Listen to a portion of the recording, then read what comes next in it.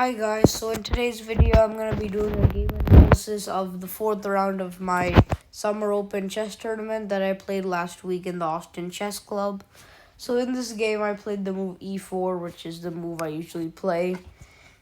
And he played the move knight f6, which I've never actually played before, but I've never played someone who played this over the board. I've had some players play it online, but I don't have much experience with this. But yeah, so I just played the line with e5, which is the main line. I don't really think there's any other moves that are common here. So e5, c4, and I played the move d4 to support my e5 pawn. And after the move d6, which is the main move, the best move according to the engine is the move f4 in order to push for an advantage, but the line I play is pretty simple. It's just e takes d6. C takes d6, and you just put your knights to c3 and f3 and develop and castle, and you just have a slighted edge. So that's what I did in the game. I developed my two knights out to f3 and c3. Black went for the fianchetto on g7 to pressure my d4 pawn. I played h3 to prevent bishop g4. I played bishop e2. He castled, I castled. And he played this move a6, which in my opinion is a slight inaccuracy. I think he should try and go for some development in this position, like trying to play e6 to contest the center, or to go for a move such as bishop f5 in order to control some more squares and put his pieces to active squares and free up the c8 square for his rook, but he played a6. And I played the move bishop e3, further supporting my d4 pawn. He played queen c7, which is another inaccuracy according to the engine. In the game, I didn't really realize this was an inaccuracy. I just was bringing his queen off the 8th rank, and I thought it was a good move. But the engine thinks that after rook c1, the rook is lining up with the queen on c7, and this is really good for white.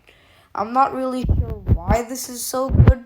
Maybe there's ideas with d5 or c5 at some point with like a3 and b4 ideas, but I thought that would be there even if he didn't play queen c7. But yeah, I just played the move b3, solidifying my c4 pawn.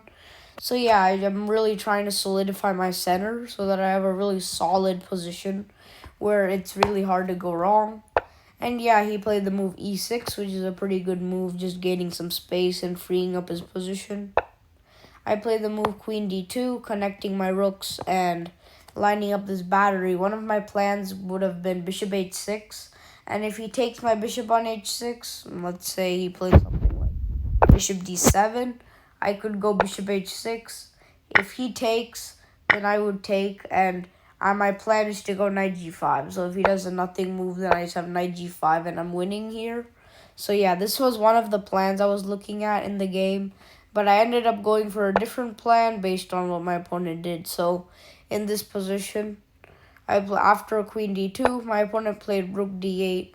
Another inaccuracy according to the engine, but not really noticeable. At least I didn't notice that it was a bad move during the game. I just thought, okay, he's bringing his rook to support the pawn, and he's trying to go for maybe like a d5 break, which he played later in the game. So yeah, I just played rook d1. He played the move d5 finally, and I played the move bishop f. No, I didn't play bishop f4 here, but yeah, for now I just played rook c1. And after bishop to d7, I played the move bishop f4, and this wins the game because either the queen moves back to the only square, which is c8, game, and I have c5 trapping the knight. Or if he plays the move e5, there's a lot of complications here.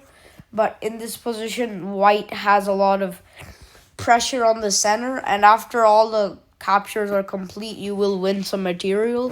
So for example, if you take with the d pawn on e5, then you have about 1, 2, 3, 4 attackers on the d5 pawn, and you're gonna win it back. So it's like you're winning 2 pawns and you have a great center. So I would say this is also completely winning, but I think this is a better way to like complicate the position because there's still a lot to be calculated with all these captures occurring.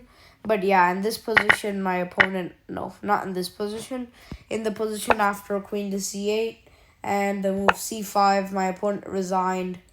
I think he could have played on in this position because it's like only a piece, and could have still like made a mistake and blundered later in the game, but I guess he didn't feel like playing this through, and I was happy I got the win because this is my highest rated win I've ever gotten in a USCF game. I beat a 14-50 in this game, which gained me a lot of rating in this tournament, so this was a really great result for me. Yeah, that's it, guys. So like and subscribe to the video.